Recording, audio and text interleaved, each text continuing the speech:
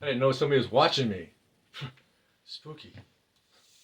So I wanted to share this little thing just happened to me. I got a beehive. Oh, don't forget to subscribe, thumbs up, uh, leave a comment if you want. If I have the answer, I'll give it to you. Most likely, if I don't have the answer, I'm one of those top of the pyramid. I enjoy scientific research, and I look for the most empirical information available to humanity. I don't get my opinion from. I don't get my information from people talking. I do my own research. Anyway, this just happened a few minutes ago. So I was out there in front of my hive, and I saw girls dead all over like I normally do. It's normal. It's just nature. And I saw a couple girls that had pollen on their legs, and they're angled towards the hive, but they're on the ground. They were like out away from the hive. And I thought, whoa, huh? And their wings were all spread out. Typical death throw, like a dead cockroach, I thought I was going to put them in my bee bucket that I always pick up my dead bees because I don't want to attract any predators and stuff. So I try to keep all my dead bees picked up. And so I picked her up, and I looked at her, and sure enough, she looked dead as a doornail, man. I'm like any dead bee of the tens of thousands I've picked up over the last couple of years. And so I thought, that little kid mind, right? The little curiosity. But I wonder. So I put her in the palm of my hand. She was laying upside down, all sprawled up, eyes closed, deader than doornail. And I thought,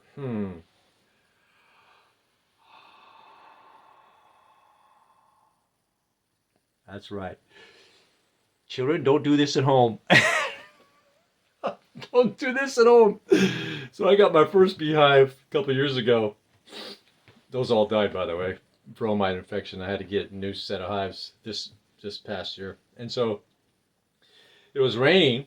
I had to give them food, but they didn't have any pollen. I didn't have a pollen patty. So they weren't able to feed royal jelly to the queen. So they were out in the rain looking for pollen to make royal jelly. I didn't know that at the time. Should have given a pollen patty, right? Start them out with. Always, when you get a new beehive, always put a pollen patty in there if they don't have built-out comb and there's no pollen in the comb. Get a pollen patty. Give them some one-to-one sugar or syrup. Take care of them, right? You're the beekeeper. Right? Like maintenance in your car, you gotta do certain things. At least it's good to know certain things. So let me turn some light on here. And so, well, that's pretty bright, isn't it? Huh. So I picked her up and I gotta tell this story though. When I was doing that 2 years ago, I was picking up thousands because they were getting caught in the rain and they were dropping to the ground and I was losing thousands. I thought, what? So I'd go around, pick them all up, put them on my hand, and almost every single one would come back to life. I'd put them back in the hive. Well, see, that hive wasn't established yet, so they didn't have that defense. I got to sting because the queen hadn't really started laying eggs yet. There was no buildup of honey to protect. The hive wasn't worth protecting yet. They just needed to go out and get food. Not only that, they were navigating. They were new at the environment, so they weren't in a posture of stinging. So I'd pick up maybe 50 of them or 20 of them, whatever. Usually almost every one of them in my pond came back to life. Well, they didn't die. They just got so cold their muscles froze up and they just fell to the ground. Or a raindrop hit them and they were already cold. They just got in the water that's on the ground because it'd be raining. It was all wet. The ground's all soaking wet and water. They just sat there in the pools of water. I'd pick them out.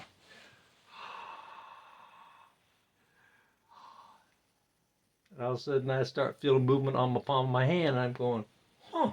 This is the first time I did it. I went, huh. Just interesting. And all of a sudden they're crawling around upon my hand. Whoa. And I put them back in the hive. I couldn't tell you how many thousands I rescued like that. Because you don't get many bees in the first place when you get a hive. I mean, you get 10,000 or so, but at the rate that mine were dying at that time, I didn't see my hive surviving that. There ain't going to be enough bees to keep the hive warm and all that. It was early spring, like April 1st.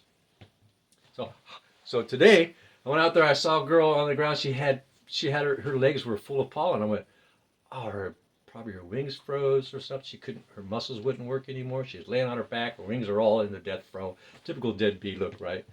Huh. So I put it upon my hand, went, and about a minute later, I felt movement. I looked down. She was twiggling on a leg. I went, well, that's how all the other thousands started.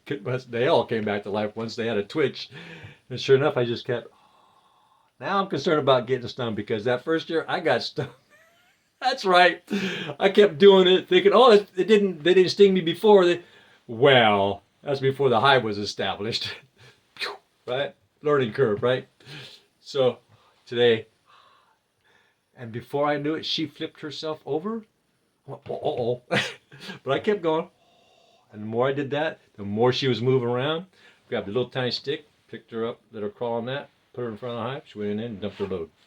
So I was looking for another one. Found another one. She was loaded with food, but she didn't make it. She either ran out of energy, or her muscles got too cold. The wing muscles got too cold, and she just dropped out of the sky. Who knows how many thousands I've lost over the last week or so because they're out in the cold, right? And they feel this strong need to go get food. So I grabbed that second one just a little few minutes ago. She was dead as a doornail as far as I was concerned. But I thought, hey, the other one came back. Let's try this one.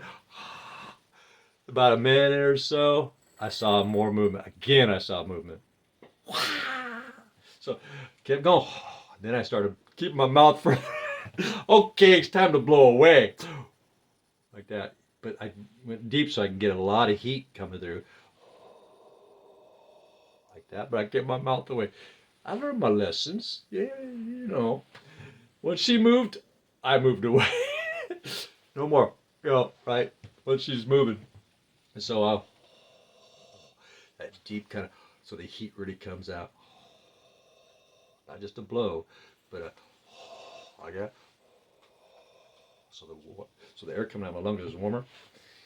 She's moving around. I'll be doggone, grab my little stick again, put her right into the entrance, and she slowly crept in to dump her load. I just thought I'd share that weird thing with you. I just thought I'd share. Did I say that loud enough? I wasn't sure. It's like this phone is not a good quality recording system, so I back away. I've noticed that you can't hear me hardly. I get too close and it sounds like a siren going off, right? Yeah, I need to get some earbuds. I'll get all set up. Once I get all set up, you'll see earbuds all the time, and so that the sound, the volume would be it's going to be a constant volume. I'll probably get a more professional camera. This tripod is an old tripod that went to those big, those big VCR those big VCR recorders. Yeah, that's what this tripod is. But I grabbed a rubber band. If you see it, you go, oh, well, right? I got a rubber band going across the part where the camcorder will hook up, and it works just fine. Slips right in the rubber band. I don't have to screw anything in it. I just slide it right in, and there you stand. You're a witness. So there's the bees, right? Now those weren't carrying any pollen. These are dead. But I gave them an opportunity, and I blew on them for a while, no movement. So these are going to go into my reservoir of dead, a reservoir of the dead, right? And but I'm only going to do that to the ones that are carrying pollen because I don't want to, because the ones that are carrying pollen, they're most likely a healthy bee. They're healthy. They went out and got food, and they just didn't even have enough energy to get back, or their wings got too cold, and their wings muscles stiffened up, and they just fell out of the sky. Right, and so I saved 2 girls today. Boy, they sure look as dead gets. I don't know, I brought them back. I think they might be the Walking Dead. Maybe I released something bad in my hive. The Walking Bee Dead. What if they can make a movie there? I doubt it. So yeah, so that when I tried out on these other ones, just out of curiosity, it's like, okay, you girls are new today. You weren't dead on this ground yesterday. So I pick them up. I try to pick them up every day, except it's like when it really raining or something like that. Really too cold. I get out there. But these girls did not come back to life. Well, they don't come back to life. The ones that had the pollen, they hadn't died yet, right? They just got too cold to move. And by me putting that 90 or so close to degree temperature on them, it re-energized those wing muscles and the leg muscles, and they thought, well, maybe I'm not dead. Start crawling around up on my hand. I said, well, girl, let's put you back in that hive, shall we? Dump your load in there. And, tomorrow, those bees will probably come out and, who knows, do the same thing. I'll look around. Maybe I should have put a little dot on them, like a color dot. See which ones aren't making it back. Maybe clip the wings and say, you stay in there. You don't know. You just don't have the strength to get out here. Anyway, my brain works like that. So these are dead. No, we'll ever bring them back. No CPR. Yeah, I can't. I did that one time. I was doing that, and I got stung on my palm and my finger because they were in protective mode because the hive had already laid eggs and food, and now they're in protective mode, and I didn't make that connection of that transition. Now they're in protective mode, so I was picking up all these, what I thought were dead bees, and go, got stung there, got stung on my palm, got stung in my feet. Hard lessons learned in life, right?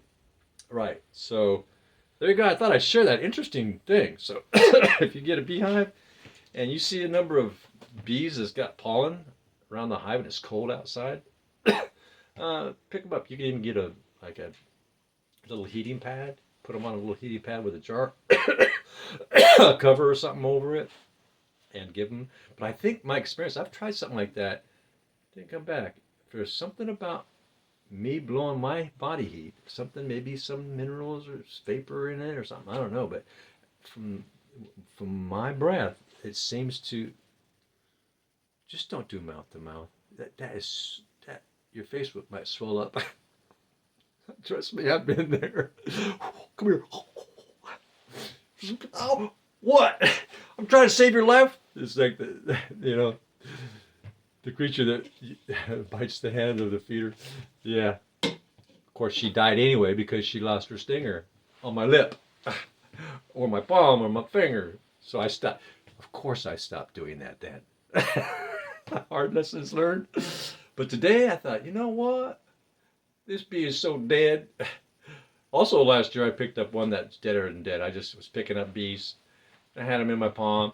I'll be doggone if one of those dead bees wasn't dead. The warmth of my palm was enough to bring her back, and she flipped around and she just stung me immediately in my palm. A dozen bee stings my first season. Yeah, face, hands.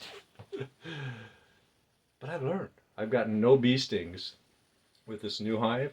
I've had it for almost a year in April, and not one single bee sting. Today could have changed. Today's adventure could have changed all that. But they look kind of appreciative. It was kind of interesting to watch their body language when those two today came to a little while ago. They looked very docile. The only thing they can think about, it seemed to me, what I was getting was, I just want to get in the hive and don't all this stuff I worked to get, right? Interesting story, right? Isn't that interesting? I mean, have you ever seen a podcast talk about this kind of thing where they go, give a bee mouth to mouth? No. Only from a Sigma empath. 0.2% of the human race, right? Would think about something outside the box like that. But I don't recommend, don't do this at home. Don't do it. I strongly recommend you don't do it. Right? But Sigma empaths, we're so empathetic to life that gosh, if I get stung trying to bring this creature back to life, well, see what happens. Well, you have a good day. Please be humble and kind, and subscribe, and hit the bell. And it's really easy to subscribe. Doesn't cost you a penny. I have a lot more information coming your way with a lot of different topics that I think you would find intriguing and interesting. And it will entice your curiosity, what I say. Because this is my own, I listen to all kinds of different things, and I come up with what I believe is the highest level of accumulative empirical information. right? And if I ever think I got something wrong, I quickly research it and see where I went wrong. So in other words, I'm going to always be 100% honest with myself about everything that I believe to be empirically true and reproducibly true, and I'm going to always be that way with my viewers, is 100% honest and empirically true, using empirically evidentiary reproducible evidence, right? That's all I care about is, okay, it's reproducible. How did they come? Say, who did that? Who did the study? Let me see the study. What kind of procedures did they use? What kind of analytical information that they have, and how did they break it down, and how do they compare things? And I look at all the little pieces, and then I check things out. Nope, that's just double. That's just double doing double stuff. And I bring it all down to a small package. And I go, oh, I got it. And then I move to a different topic of something.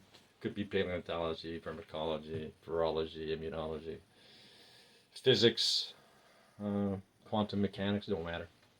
Car mechanic, toilet mechanic.